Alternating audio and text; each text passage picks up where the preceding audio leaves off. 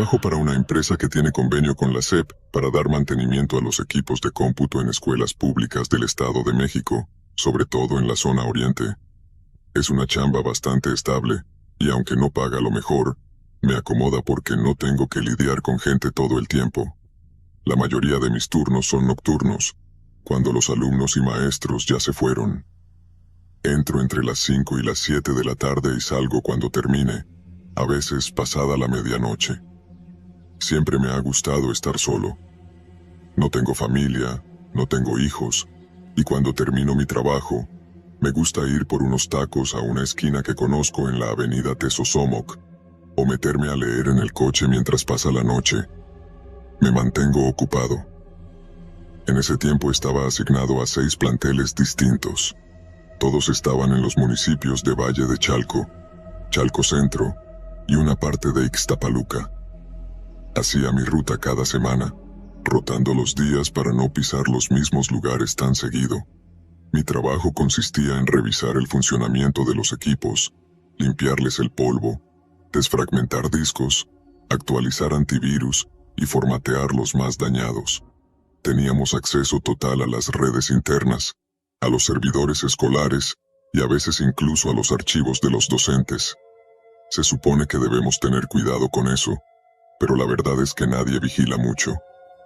El técnico tiene poder absoluto sobre las computadoras de las escuelas. A veces hay errores raros. Máquinas que se prenden solas, teclados que no responden, o sesiones de usuario que aparecen abiertas cuando nadie las inició. La mayoría de las veces son cosas sin importancia, problemas de sistema, bugs o descuidos de los propios maestros. Pero lo que pasó en la Escuela Secundaria Técnica 72 fue otra cosa. Esa escuela está en Valle de Chalco, al fondo de una colonia que se llama Darío Martínez, donde las calles apenas están pavimentadas y hay más puestos de tamales que patrullas. Ya había ido muchas veces ahí, siempre de noche. El laboratorio de cómputo estaba en la planta alta, al final del pasillo más largo del edificio principal. 32 máquinas, distribuidas en 4 hileras, con una computadora aparte para el maestro, conectadas todas a través de una red local sin acceso a Internet. Eso es importante. No tenían conexión externa. Nada debía salir ni entrar de esa red. La noche comenzó como cualquier otra. Eran como las 7 cuando empecé. Tenía un poco de música en los audífonos y un termo con café. Me gusta trabajar de forma sistemática. Primero reviso cuáles equipos no encienden, luego cuáles están lentos, y después empiezo a reinstalar sistemas. Ese día me tocó hacer imagen nueva en al menos 15 equipos. Eran cerca de las 10:30 de la noche. Ya había terminado con la primera fila y comenzaba con la segunda. De pronto, sin tocar nada, vi que la pantalla del equipo 14 se encendió sola. Eso ya me ha pasado antes, cuando el sistema está mal apagado o el botón se queda atorado. Fui a revisar. La máquina tenía una sesión abierta con el usuario invitado. Lo raro fue que, al entrar, ya había un explorador de archivos abierto. Pensé que era algún tipo de error de imagen. A veces, si clonas una instalación con archivos abiertos, pueden quedarse en el sistema temporalmente. Cerré todo, reinicié y seguí trabajando.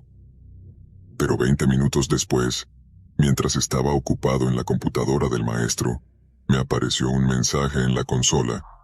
Sesión iniciada en el equipo 27, usuario, invitado. Eso me llamó más la atención porque el equipo 27 no estaba encendido.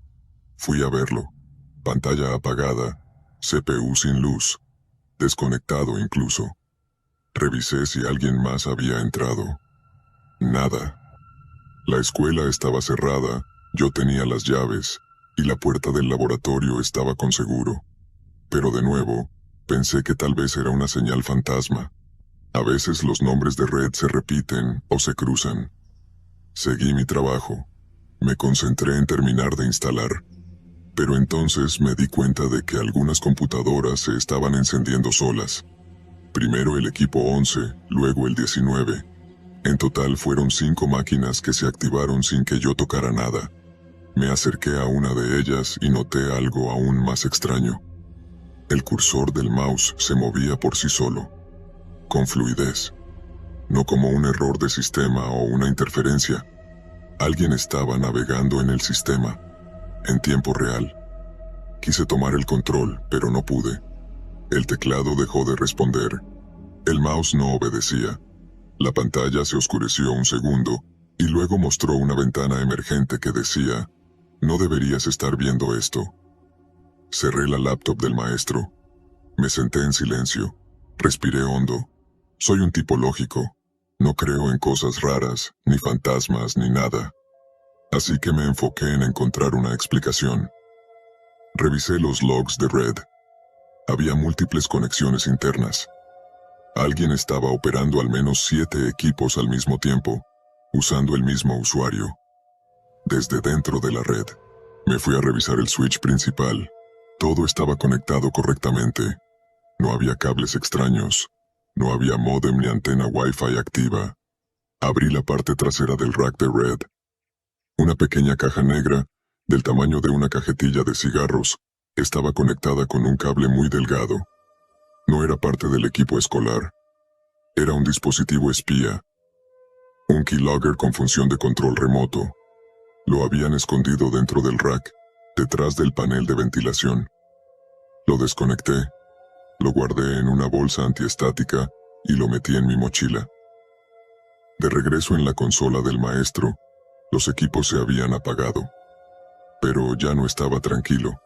Hice una revisión más profunda. Encontré un software instalado en 4 computadoras.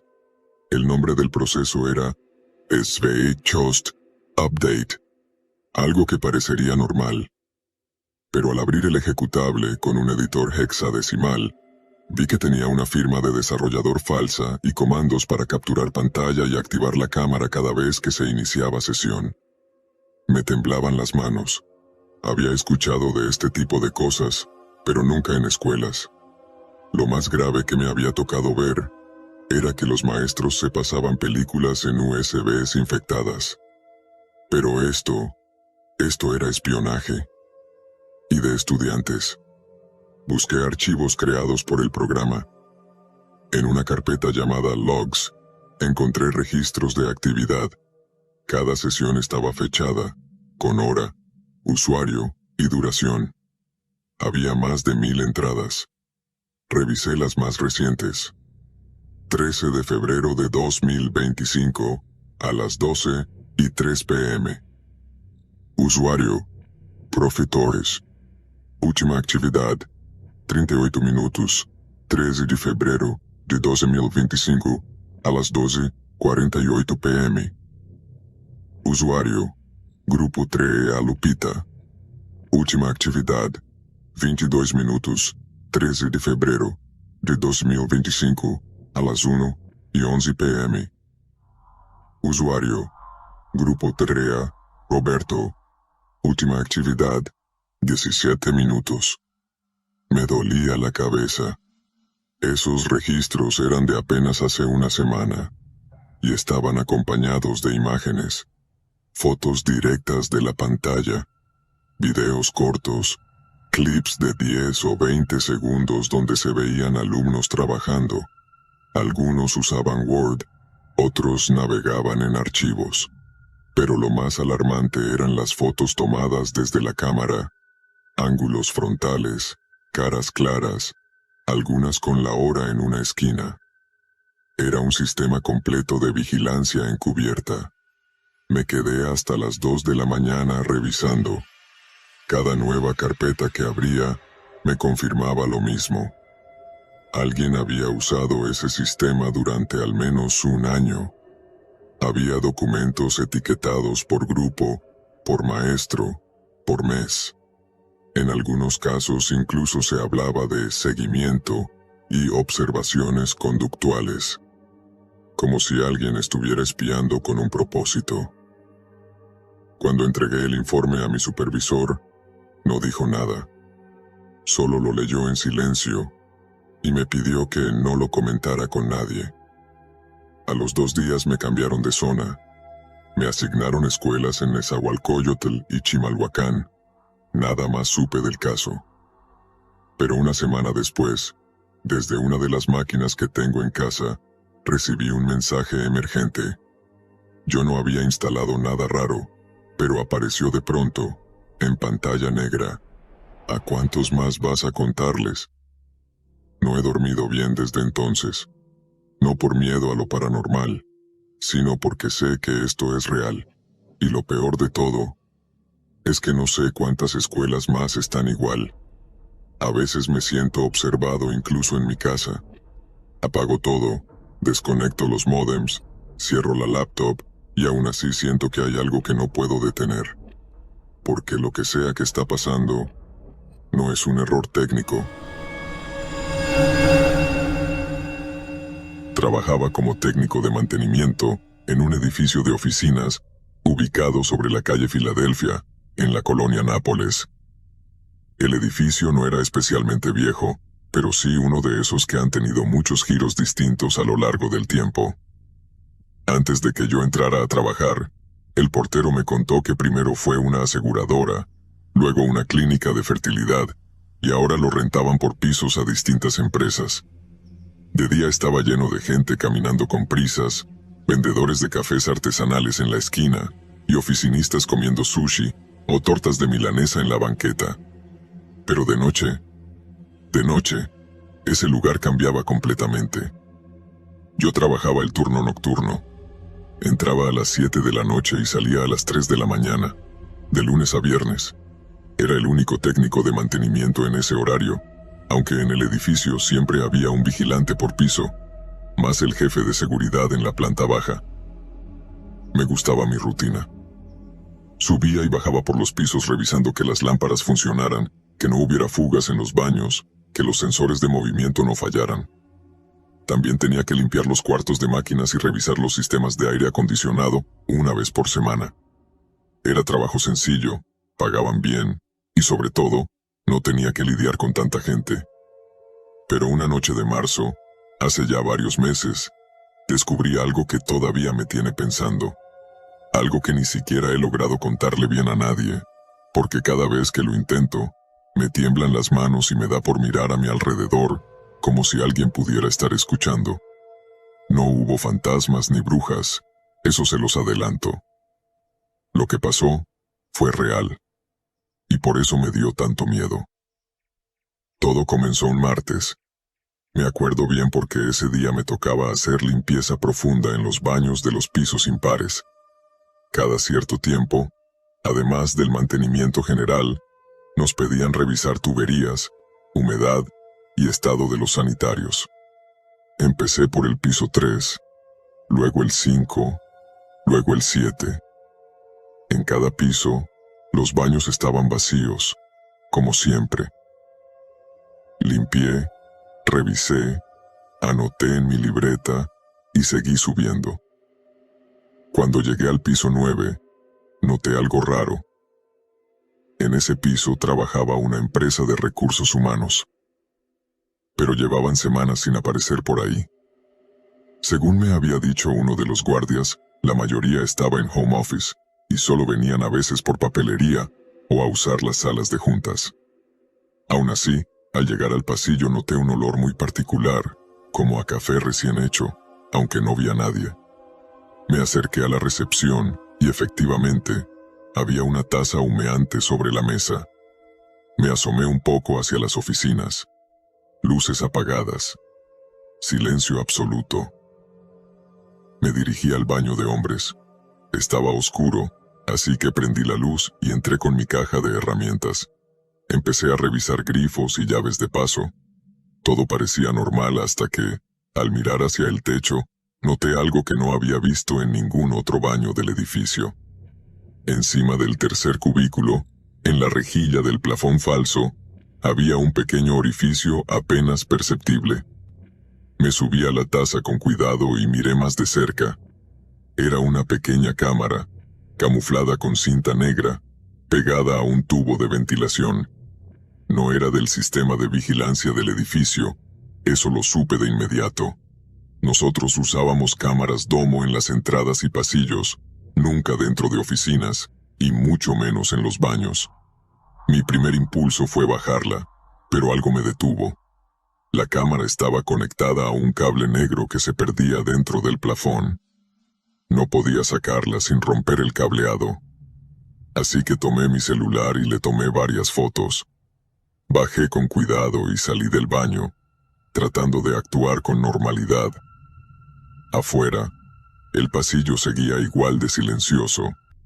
Regresé a la recepción y marqué desde el teléfono interno al jefe de seguridad, Ramírez. Me contestó de inmediato. ¿Qué pasó, Mendoza? Oiga, ¿hay alguien trabajando en el piso 9? Déjame checar, me dijo, mientras tecleaba algo. No, no hay nadie. La empresa esa viene los miércoles, pero solo 1 hora o 2. ¿Por? Hay una taza de café caliente en la recepción, y creo que encontré algo que no debería estar ahí. ¿Qué cosa? Una cámara, en el baño de hombres. Hubo silencio del otro lado. ¿Estás seguro? Segurísimo. Voy para allá. Tardó como 10 minutos. Cuando llegó, subimos juntos al baño y le mostré la cámara. Ramírez era un tipo grande, moreno, con cara de perro viejo. Se subió al mismo cubículo y al ver la cámara, frunció el ceño. «Esto no es nuestro», dijo en voz baja. «Ya lo sé». «¿Y dices que había café caliente en la recepción?» Asentí. Él miró hacia la puerta, luego al techo.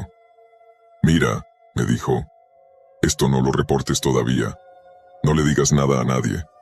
Déjamelo a mí». «¿Y qué piensa hacer?» «Primero, desconectarla. Luego revisar a dónde lleva ese cable». «¿Quiere que le ayude?» «No. Vete al piso 12. Diles que estás revisando los aires. Yo me encargo». No me gustó su tono, pero no tenía por qué discutir. Me fui al piso 12 como me pidió. Pasaron 2 horas. Ya eran casi las 11 de la noche cuando me mandó mensaje por radio. «Mendoza, necesito que bajes al sótano 1. ¿Para qué?» «Hay una válvula goteando. Ya la vio el vigilante. Trae tus llaves». Tomé mis cosas y bajé al sótano. Estaba solo. Me dirigí a la zona de válvulas, pero no había nada. Ni goteras, ni vigilantes. Solo el zumbido lejano de los transformadores. Ahí me di cuenta de algo. Ramírez me estaba sacando de la jugada. Quería que no viera lo que estaba haciendo en el piso 9. Regresé al elevador, pero marqué primero el piso 8. Subí, y desde ahí tomé las escaleras. Caminé sin hacer ruido. Al llegar al piso 9, la puerta estaba cerrada con llave. Eso era raro. Nunca se cerraban por dentro. Me acerqué despacio. Escuché voces al fondo, apagadas. Una era la de Ramírez. La otra no la reconocí. Me agaché para mirar por la rendija inferior de la puerta. Había luz encendida, movimiento de sombras. Me regresé. Esa noche no dormí. Al día siguiente, Ramírez no vino. Me dijeron que había pedido vacaciones por asuntos personales. Aproveché la ausencia para volver al piso 9. Esta vez, entré desde la escalera de incendios. Usé mi copia maestra para abrir la puerta trasera. El piso estaba oscuro. Caminé despacio hasta el baño. La cámara ya no estaba. El plafón había sido reemplazado por uno nuevo.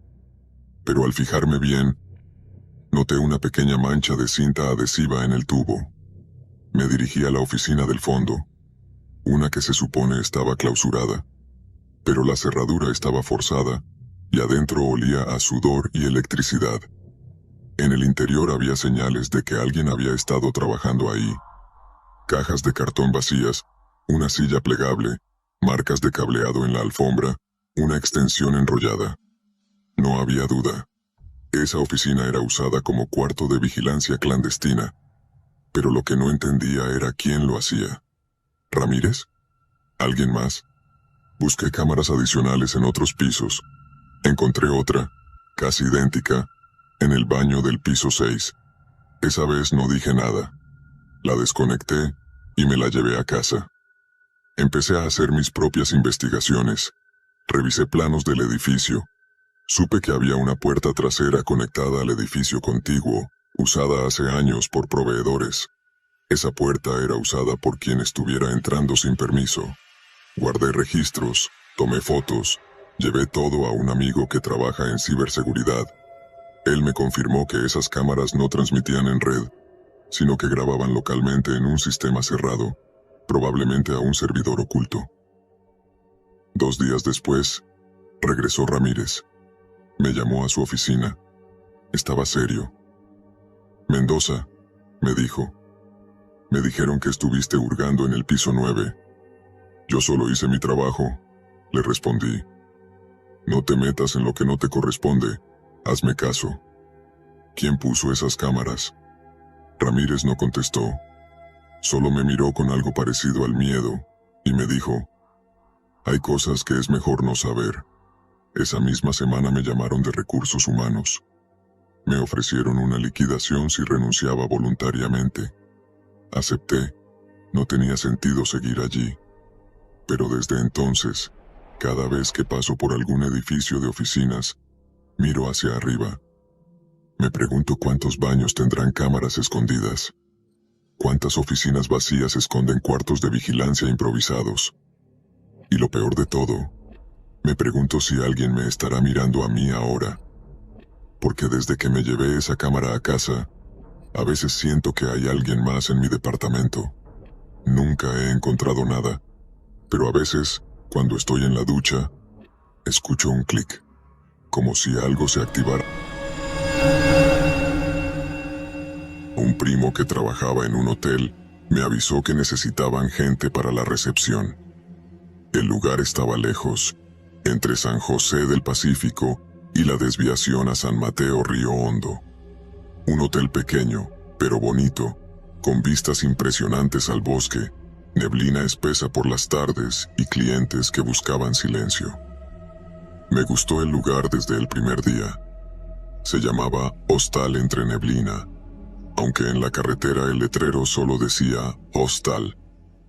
Era un edificio de 2 plantas, pintado de blanco con detalles en madera rústica. Tenía 10 habitaciones en total, 5 en cada piso, y un comedor que solo funcionaba por las mañanas. El resto del día quedábamos 2 personas de guardia, uno en recepción y otro en mantenimiento. Me dieron el turno de noche. Al principio me dio miedo, no por lo que pudiera pasar, sino por el aislamiento. El camino más cercano estaba a 15 minutos a pie, y por la noche no pasaba ni un alma. Pero el dueño, don Lázaro, me dijo que era tranquilo, que los clientes solían dormirse temprano, y que lo único que debía hacer era atender el teléfono y asegurarme de que no se colaran animales. A veces entraban armadillos, tejones o algún perro callejero. Los primeros 2 meses fueron normales. Me llevaba mi café de olla, me ponía a leer o a ver películas en mi celular. De vez en cuando alguien llegaba tarde pidiendo un cuarto, pero nada fuera de lo común. Todo empezó una noche de enero. Nunca se me va a olvidar, porque había una bruma tan espesa que apenas se veía a 3 metros de distancia. Eran como las 2:30 de la madrugada cuando sonó el teléfono interno. Contesté. Recepción.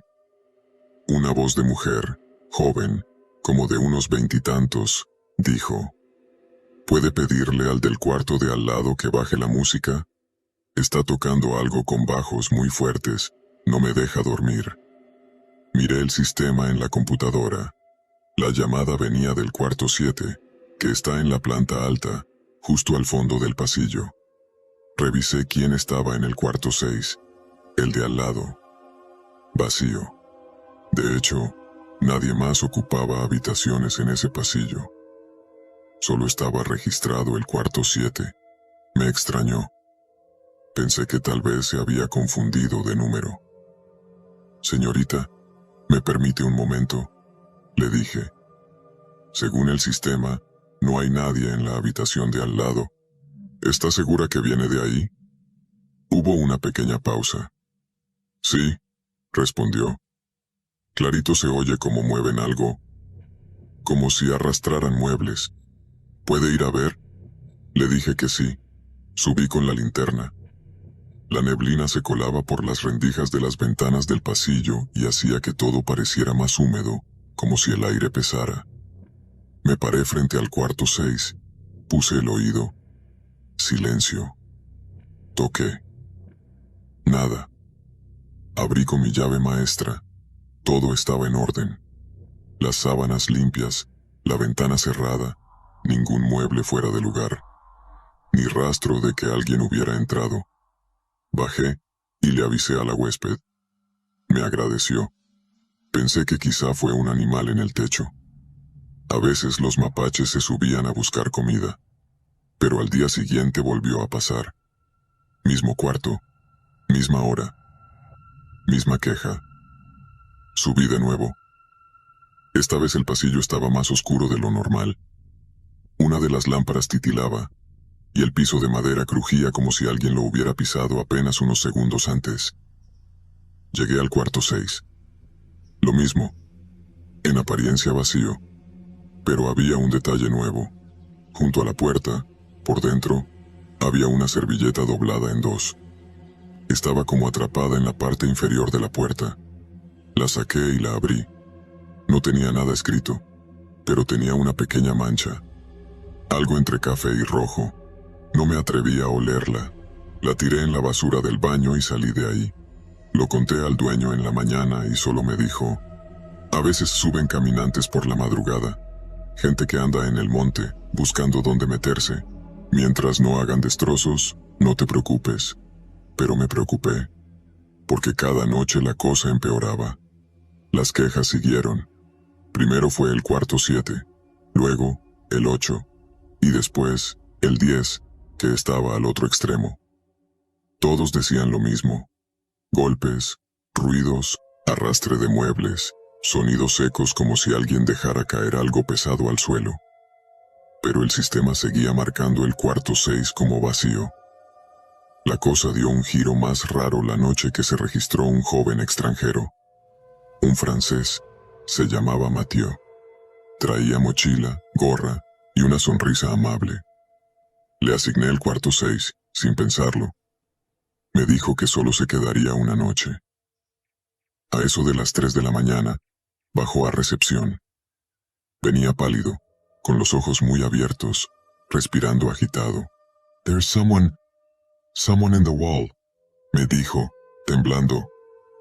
No entendía bien al principio. Le pedí que hablara más despacio. Me explicó que, mientras intentaba dormir, escuchó que alguien rasguñaba dentro de la pared, justo detrás de la cabecera de la cama. Luego, sintió como si algo vibrara desde dentro, como si alguien empujara el muro desde el otro lado. Le ofrecí cambiarlo de habitación. Lo pasé al cuarto 1, en la planta baja. Al día siguiente se fue sin desayunar, sin decir adiós, solo me miró y dijo: "No dejes que nadie se quede en esa habitación". O eso fue lo que entendí. Decidí subir yo esa misma noche. Apagué las luces del pasillo, me senté en el suelo, con la espalda contra la pared, frente a la puerta del cuarto 6. Me quedé ahí por más de 2 horas. Al principio nada. Luego, como a las 2:30, escuché un golpe seco desde dentro, como si alguien pateara la pared.